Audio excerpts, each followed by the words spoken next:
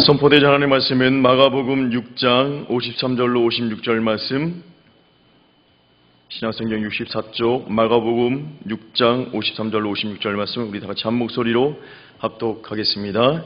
건너가 게네사렛 땅에 이르러 대고 배에서 내리니 사람들이 곧 예수신지를 알고 그 온 지방으로 달려 돌아다니며 예수께서 어디 계시다는 말을 듣는 대로 병든 자를 침상채로 메고 나아오니 아무데나 예수께서 들어가시는 지방이나 도시나 마을에서 병자를 시장에 두고 예수께 그의 옷가에라도 손을 대게 하시기를 간구하니 손을 대는 자는 다 성함을 얻으니라.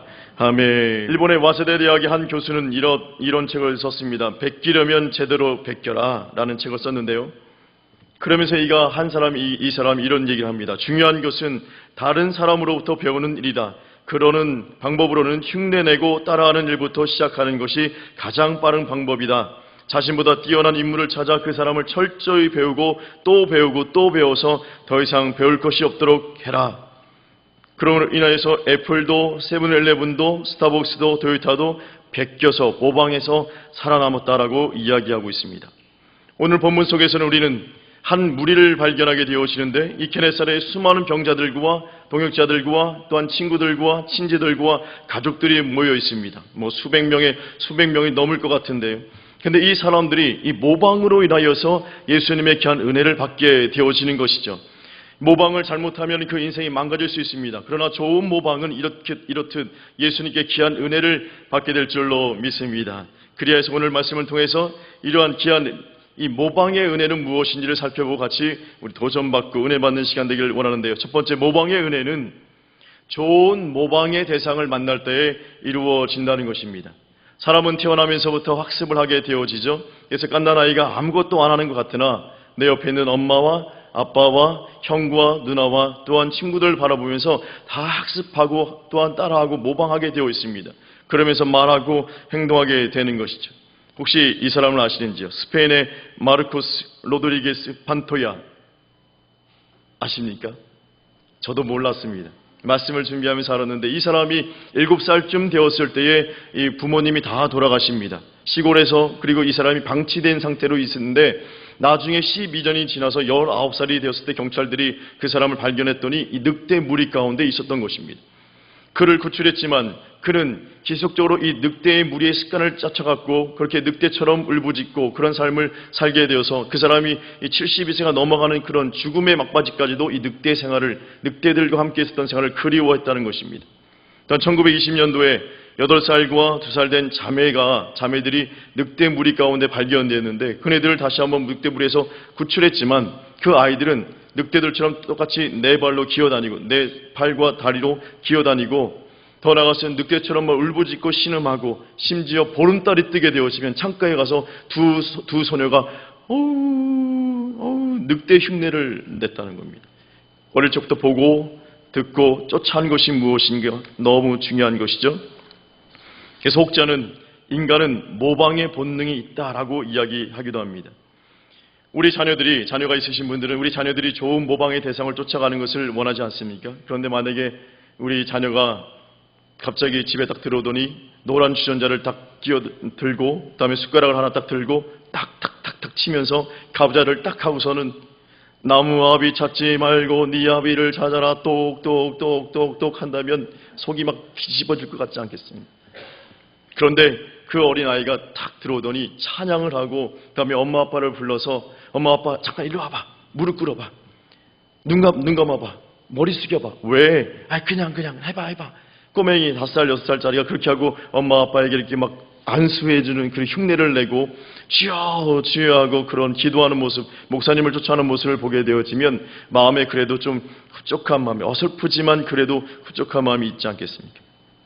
만약 교회를 다니는 어린 자녀가 와서 엄마 아빠 저는 성경을 보니까 아간이 너무 멋있어요. 가인이 너무 남자다워요. 아합이 이렇게 멋있는지 모르겠어요. 리더십이 대단해요. 난 그 사람들 쫓아가겠어요.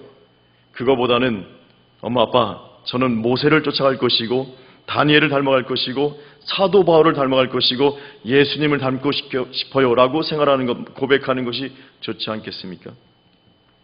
게네사렛에 수많은 사람들이 모여 있었습니다. 수많은 병자들과 또한 그 친지들과 동역자들이 친구들이 모여 있는데 이네들의 모습을 가만히 보게 되어 좀 특이한 모습이 있습니다. 막 중구난방에 모여 있는 모습이 아니라 뭔가 좀 질서 정연한 모습으로 이네들이 모여 있다는 것을 말씀을 깊이 묵상해 보면 알 수 있습니다. 수많은 병자들이 한 사람도 빠지지 않고 모두가 침상 위에 전부 누워 있습니다. 침상 위에 누워 있다는 것은 침상을 메고 온 친구 최소한 2명, 4명, 3명의 동료들이 있다는 것이죠. 모든 사람들이 침상에 누워 있습니다. 그리고 예수님께 고백합니다. 예수님께 간청합니다. 예수님은 말씀도 하지 마십시오. 그냥 지나가십시오. 지나가면 우리 병자들이 손을 내밀어서 그 옷자락을 붙잡을 것입니다. 어디서 많이 본 장면 아니겠습니까?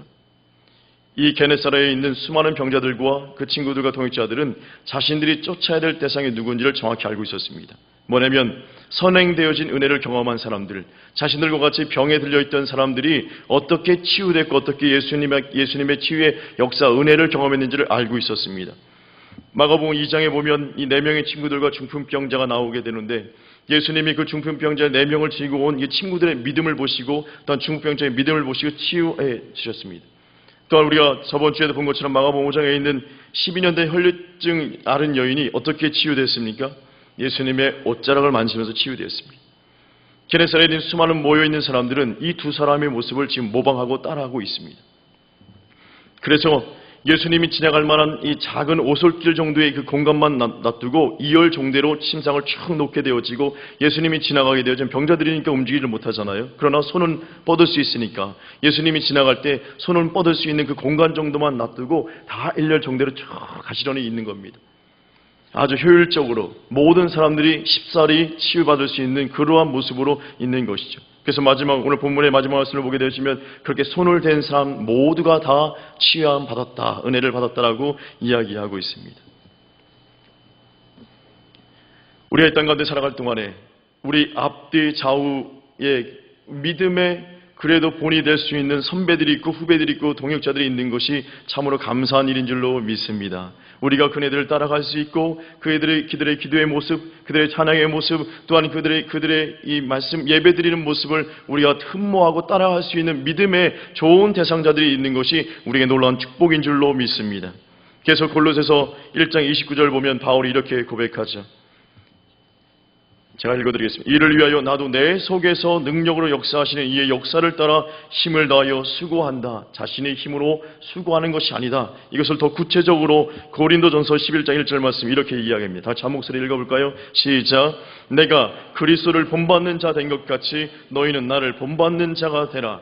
바울이 행한 모든 것들은 자신의 의지, 계획, 경험이 아니라 생각이 아니라 오직 예수 그리스도의 본을 따라서 산 것이고 그로 인해서 너희들도 나를 본받으라라고 선포하고 있는 겁니다. 심지어 예수님도 이렇게 우리에게 말씀하십니다.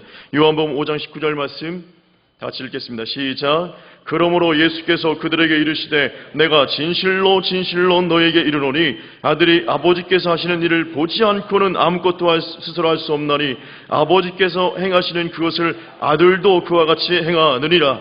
아버지께서 아들을 사랑하사 자기가 행하시는 것을 다 아들에게 보이시고 또 그보다 더 큰 일을 보이사 너희로 놀랍게 여기게 하시리라. 할렐루야.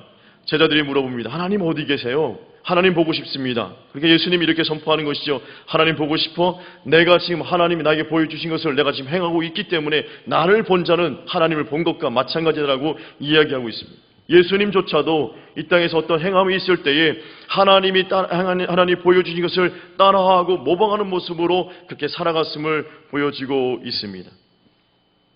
사랑하는 성도님들, 이렇듯 이 게네사렛에 있는 수많은 사람들이 앞서 은혜를 받은 사람들의 모습을 모방함으로 귀한 은혜의 자리에 있는 것처럼 우리 주변에 그런 믿음의 대선배들이 있음에 또 믿음의 동역자들이 있음에 감사하고 더 나아가서는 내가 그런 믿음의 그런 본이 될 수 있는 사람이 되어야 될 줄로 믿습니다. 아들아, 딸아, 친구야, 나처럼 기도해. 나처럼 예배드려. 나처럼 충성해. 그러면 하나님 은혜를 주실 거야. 이렇게 당당하게 말할 수 있는 귀한 인생들 되시길 주의 이름으로 축복합니다. 두 번째 모방의 은혜는 본질을 정확히 파악할 때에 주어진다는 것입니다. 게네사렛에 모여있는 수많은 병자들과 수많은 사람들은 이 모방을 하되 그냥 모방한 것이 아니라 모방한 그 대상의 본질, 중심이 무엇인지를 정확히 알고 있었죠. 중풍병자와 치유됐던 중풍병자와 혈루병 여인이 무엇을 쫓아가고 무엇을 사모했는지 정확히 알고 있었습니다. 즉 예수님을 쫓아가고 예수님을 향해 가고 예수님을 찾고 있었던 것을 알고 있었죠. 그러기에 이네들도 오직 예수만 바라보고 있습니다. 예수만 쫓고 있는 것이죠. 본문 55절을 한번 볼까요? 다 같이 읽겠습니다. 시작. 그 온 지방으로 달려 돌아다니며 예수께서 어디 계시다는 말을 듣는 대로 병든 자를 침상채로 메고 나아오니. 아멘. 이 사람들은 예수님이 중심이었습니다. 그래서 자신들이 모방하되 이 두 사람 선행되어 있던 은혜를 받은 사람들이 예수님을 쫓은 것을 알고 있었기 때문에 이네들도 오직 예수님만 쫓아가는 것입니다. 그래서 어떤 사람이 매우 달려가서 예수님이 저기 계시다면 모든 사람들이 병든 자를 짊어지고 병든 자를 함께 달려가서 예수님이 계신 곳으로 도착하고 또 예수님이 저기 계시다면 저쪽으로 가서 예수님이 계신 곳에 또 병자들을 내려놓는 것이죠.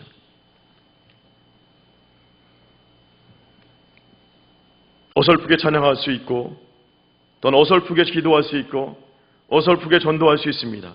그러나 그 중심에 예수님이 계시면 역사가 일어날 줄로 믿습니다.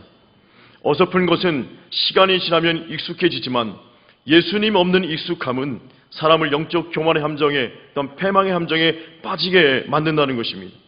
그래서 예수님께서는 마태복음 23장 27절 말씀을 보면 화 있을진저 외식하는 바리새인과 사두개인들아 너희들은 회칠한 무덤 같다. 겉은 아름다울지 모르지만 너희 그 속에는 사람의 시체가 있고 더러운 것이 가득하다라고 이야기하고 있습니다.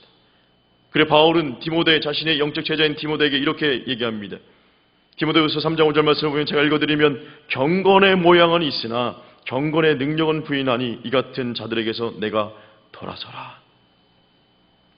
기도하는 것 같으나 예배 드리는 것 같으나 말씀 보는 것 같으나 그 중심에 예수가 없다면 예수님이 계시지 않다면 그는 진정한 능력자가 아니요 은혜자가 아니요 패망의 선봉에 서 있는 것입니다.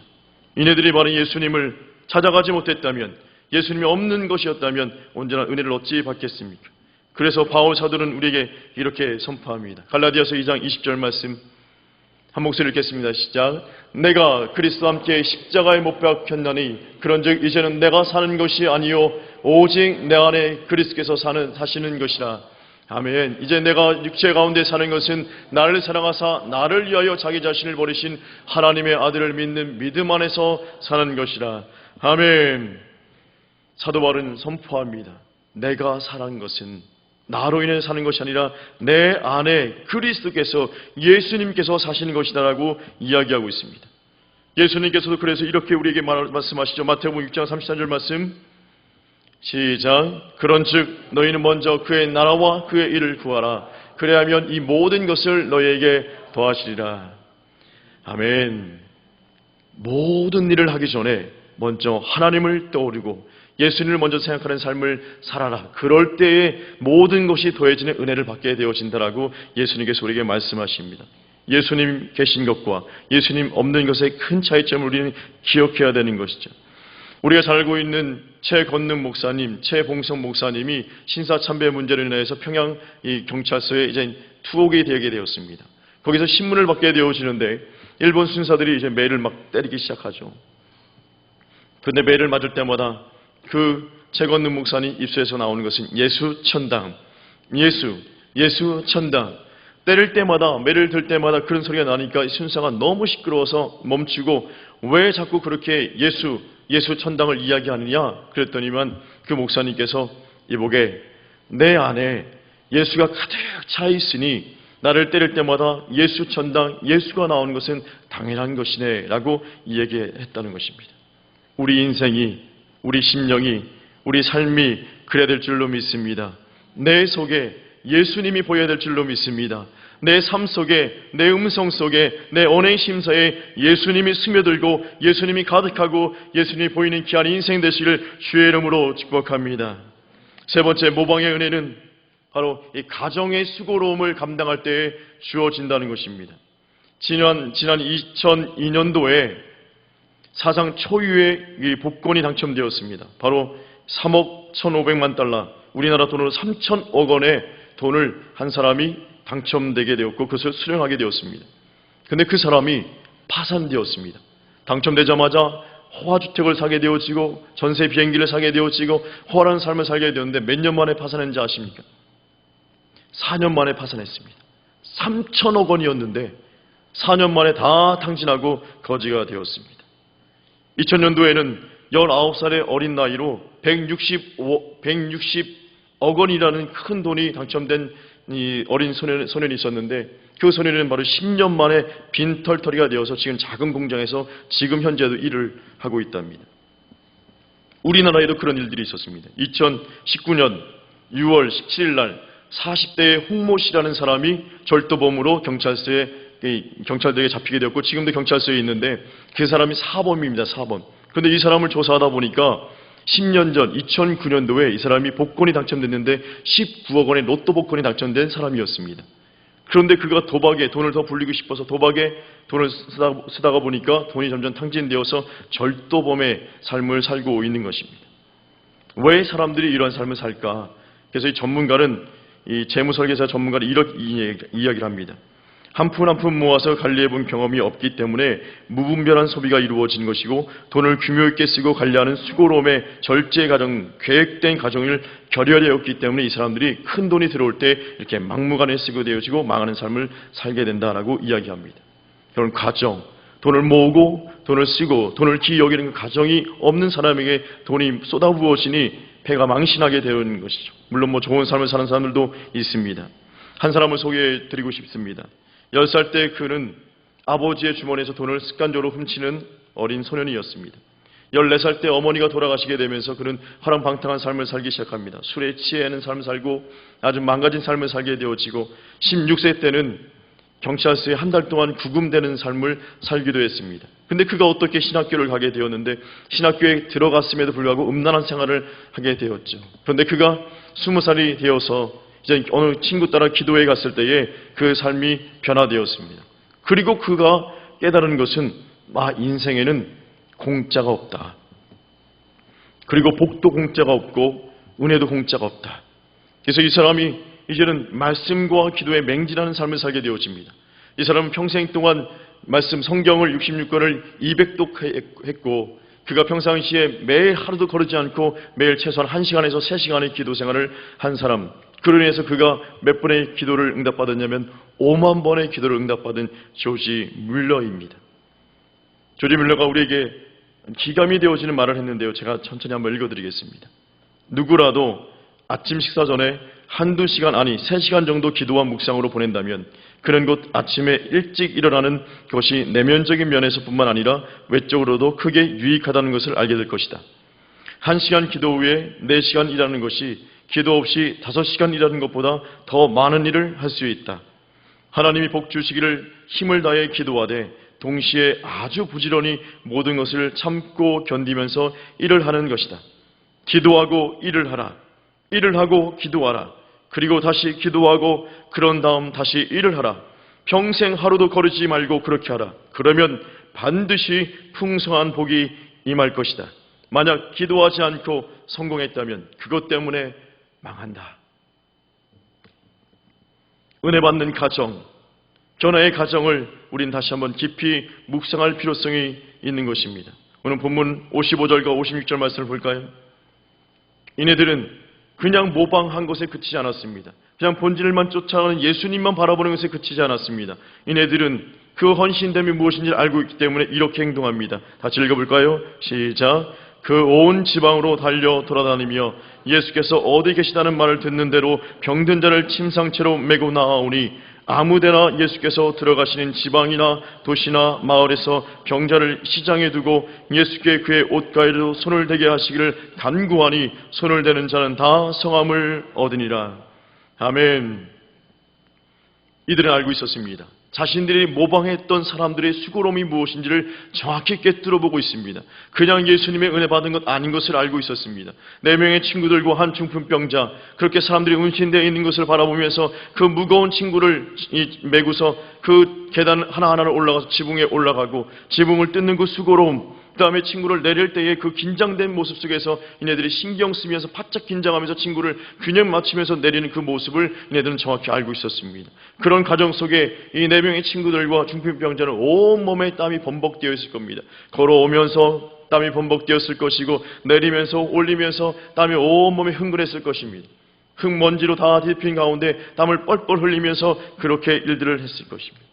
12년 혈류병 여인이 얼마나 고통스러운 가운데 예수님을 찾고 예수님께 나아갔는지를, 목숨 걸고 나아간지를, 그 헌신됨을 이네들은 잘 알고 있었습니다.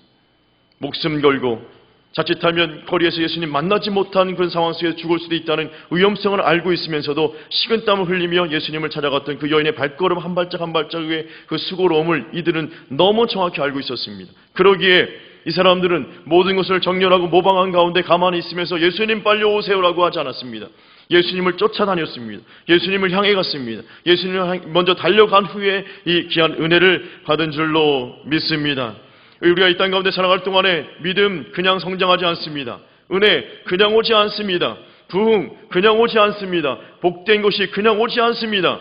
내가 기도해야 되고, 내가 말씀 봐야 되고, 내가 충성해야 되고, 내가 하나님 앞에 나가 찬양하는 삶, 예배하는 삶, 헌신하는 삶을 살아야지만 귀한 은혜가 우리에게 주어질 줄로 믿습니다. 사랑하는 성도님들, 수많은 목사님들이 이런 예화를 많이 듭니다. 지금도 태풍이 오고 있는데요. 아무리 태풍이 쏟아지고 하루에 1000mm가 오고 2000mm가 비가 쏟아질지라도 이 그릇이 엎어져 있으면 그 그릇 안에는 한 방울의 빗방울도 물방울도 들어가지 않는다. 아무리 좋은 시스템과 좋은 프로그램과 좋은 교회에 내가 있을지라도 내가 마음 빗장 문 열지 않고 하나님께 기도하지 않고 내가 노력하지 않고 내가 무릎 꿇지 않고 내가 하나님께 나아가지 않는다면, 이네들처럼 달려가지 않으면, 예수님께 나아가지 않으면 은혜의 한 방울도 내 속에 들어오지 않는다는 것입니다. 사랑하는 성도님들, 우리가 좋은 모방을 할 수 있는 모방의 대상자를 우리에게 허락해 주심에 감사하시길 바랍니다.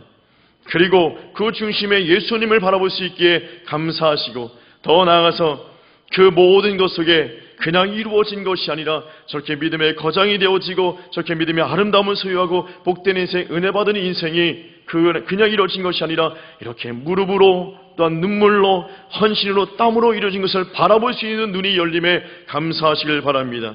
더 나아가서 말씀을 정리하면 내가 그런 사람 되시길, 내가 그런 모범의 대상 되시기를 주님의 이름으로 축복합니다.